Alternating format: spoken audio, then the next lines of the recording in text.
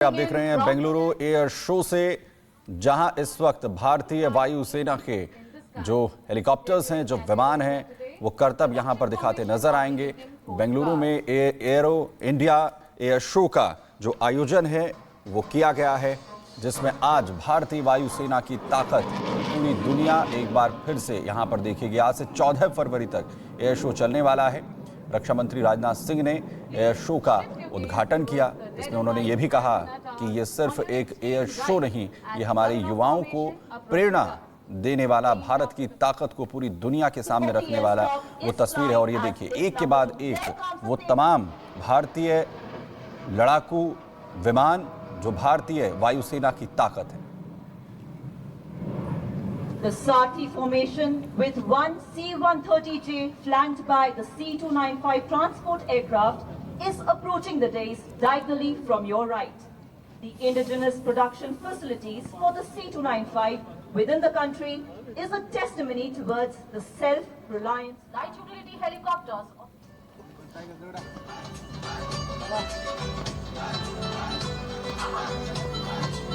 देखिए, तस्वीरें आपको दिखा रहे हैं। कर्नाटक की राजधानी बेंगलुरु में ये इवेंट शुरू हुआ है और आज से 14 फरवरी तक चलने वाला है।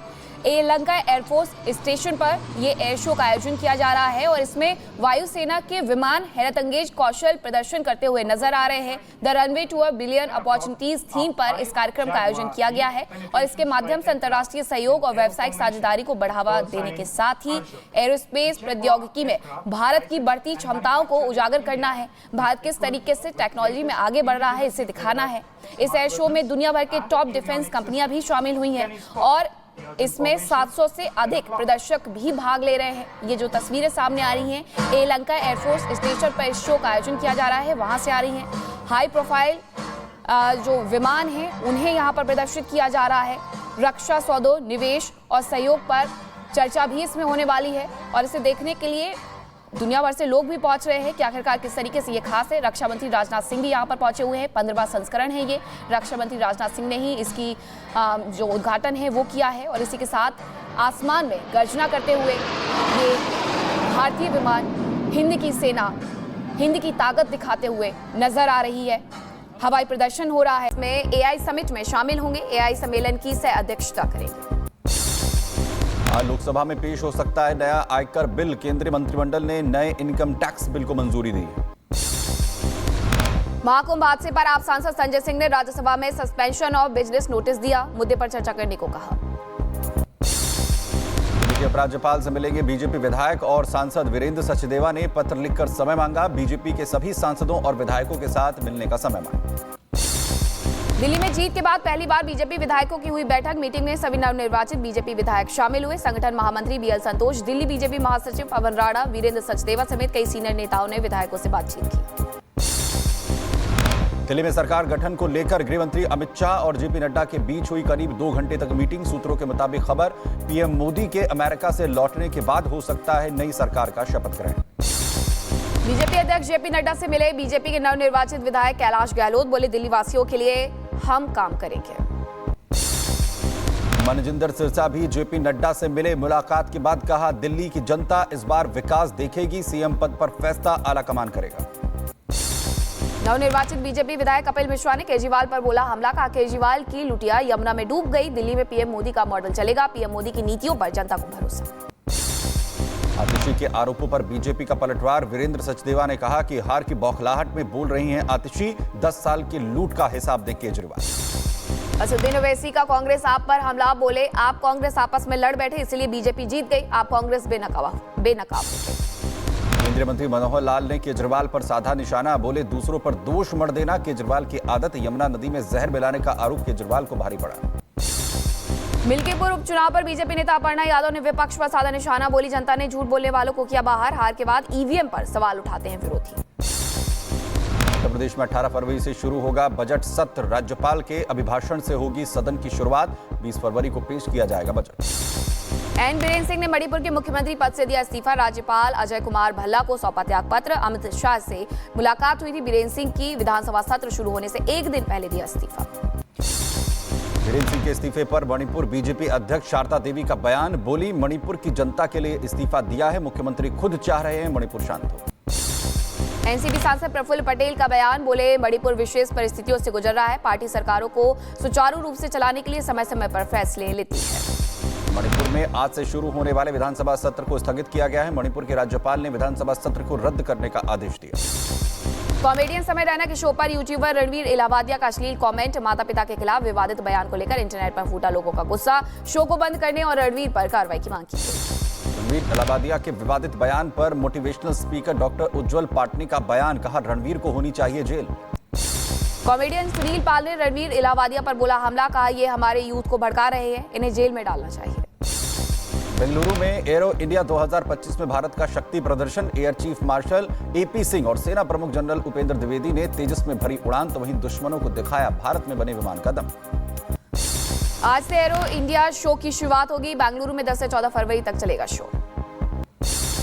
एरो इंडिया 2025 के एक टेन रेजर कार्यक्रम को राजनाथ सिंह ने किया संबोधित, बोले एरो इंडिया सिर्फ तकनीक और नवाचार का प्रदर्शन ही नहीं है, बल्कि ये हमारे युवाओं के लिए प्रेरणा का स्रोत है। महाकुंभ मेले में श्रद्धालुओं की उमड़ी भीड़, 1,57,00,000 लोगों ने डुबकी लगाई। अब तक 43,57,00,000 लोगों ने आस्था की डुबकी लगाई। उत्तराखंड के सीएम पुष्कर सिंह धामी ने महाकुंभ में लगाई डुबकी, परिवार के साथ महाकुंभ पहुंचे थे सीएम धामी। आज महाकुंभ मेला क्षेत्र का दौरा करेंगी राष्ट्रपति द्रौपदी मुर्मू, पवित्र त्रिवेणी संगम में लगाएंगी आस्था की डुबकी। महाकुंभ को लेकर भ्रामक पोस्ट फैलाने वालों पर एक्शन, 14 सोशल मीडिया अकाउंट्स के खिलाफ एफआईआर दर्ज। महाकुंभ में श्रद्धालुओं की भारी भीड़, प्रयागराज शहर और कुंभ मेला क्षेत्र के सभी एंट्री पॉइंट पर भीषण जाम। वाराणसी, लखनऊ, कानपुर और रीवा से प्रयागराज आने वाली सड़कों पर रेंग रही हैं गाड़ियां। प्रयागराज संगम स्टेशन बंद किया गया है, भारी भीड़ के चलते स्टेशन बंद किया गया, अगले आदेश तक बंद रहेगा प्रयागराज संगम स्टेशन। महाकुंभ मेला क्षेत्र में फिर लगी आग, अरेल की ओर पड़ने वाले सेक्टर 23 में टेंट से उठी ऊंची ऊंची लपटें, कुछ ही देर में फायर ब्रिगेड की टीम ने आग पर काबू पाया।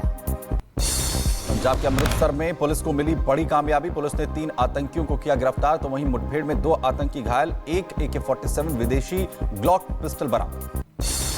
कासगंज में पुलिस और बदमाशों के बीच हुई मुठभेड़, गोलीबारी के दौरान पुलिस ने 2 आरोपियों को किया गिरफ्तार, पकड़े गए आरोपियों से अवैध हथियार भी बरामद किए गए। उत्तर प्रदेश के मथुरा में ऑपरेशन लंगड़ा जारी, पुलिस और बदमाशों के बीच हुई मुठभेड़, तो वहीं घायल बदमाशों को इलाज के लिए अस्पताल में कराया गया भर्ती।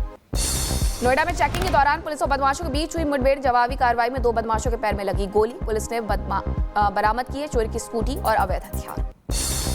उत्तर प्रदेश के मुजफ्फरनगर में पुलिस और बदमाश के बीच मुठभेड़ हुई है, जहां गोली लगने से बदमाश घायल हुआ है। बदमाश पर 9 साल के बच्चे से दुष्कर्म का आरोप है, 1 तमंचा और 3 कारतूस बरामद।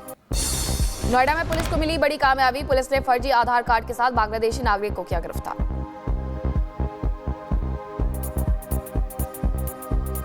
सीधी तस्वीरें आप देख रहे हैं बेंगलुरु एयर शो से, जहां इस वक्त भारतीय वायुसेना के जो हेलीकॉप्टर्स हैं, जो विमान हैं, वो करतब यहां पर दिखाते नजर आएंगे। बेंगलुरु में एरो इंडिया एयर शो का जो आयोजन है वो किया गया है, जिसमें आज भारतीय वायुसेना की ताकत पूरी दुनिया एक बार फिर से यहां पर देखेगी। आज से 14 फरवरी तक एयर शो चलने वाला है। रक्षा मंत्री राजनाथ सिंह ने एयर शो का उद्घाटन किया, इसमें उन्होंने ये भी कहा कि ये सिर्फ एक एयर शो नहीं, ये हमारे युवाओं को प्रेरणा देने वाला, भारत की ताकत को पूरी दुनिया के सामने रखने वाला वो तस्वीर है। और ये देखिए, एक के बाद एक वो तमाम भारतीय लड़ाकू विमान जो भारतीय वायुसेना की ताकत है। The Sati formation with 1 C-130J flanked by the C-295 transport aircraft is approaching the dais diagonally from your right. The indigenous production facilities for the C-295 within the country is a testimony towards the self-reliance light utility helicopters.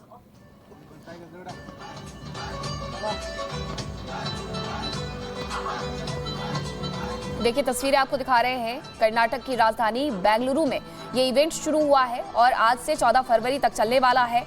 एलंका air force station पर ये air show का आयोजन किया जा रहा है और इसमें वायुसेना के विमान हैरतअंगेज कौशल प्रदर्शन करते हुए नजर आ रहे हैं। The runway to a billion opportunities theme पर इस कार्यक्रम का आयोजन किया गया है और इसके माध्यम से अंतर्राष्ट्रीय सहयोग और व्यावसायिक साझेदारी को बढ़ावा देने के साथ ही एरोस्पेस प्रौद्योगिकी में भारत की बढ़ती क्षमताओं को उजागर करना है। भारत किस तरीके से टेक्नोलॉजी में आगे बढ़ रहा है, इसे दिखाना है। इस एयर शो में दुनिया भर के टॉप डिफेंस कंपनियां भी शामिल हुई हैं और इसमें 700 से अधिक प्रदर्शक भी भाग ले रहे हैं। ये जो तस्वीरें सामने आ रही हैं, श्रीलंका एयरफोर्स स्टेशन पर इस शो का आयोजन किया जा रहा है, वहां से आ रही हैं। हाई प्रोफाइल जो विमान हैं उन्हें यहाँ पर प्रदर्शित किया जा रहा है। रक्षा सौदों, निवेश और सहयोग पर चर्चा भी इसमें होने वाली है और इसे देखने के लिए दुनिया भर से लोग भी पहुंच रहे हैं कि आखिरकार किस तरीके से ये खास है। रक्षा मंत्री राजनाथ सिंह भी यहाँ पर पहुंचे हुए हैं। 15वां संस्करण है ये। रक्षा मंत्री राजनाथ सिंह ने ही इसकी जो उद्घाटन है वो किया है और इसी के साथ आसमान में गर्जना करते हुए ये भारतीय विमान हिंद की सेना, हिंद की ताकत दिखाते हुए नजर आ रही है। हवाई प्रदर्शन हो रहा है।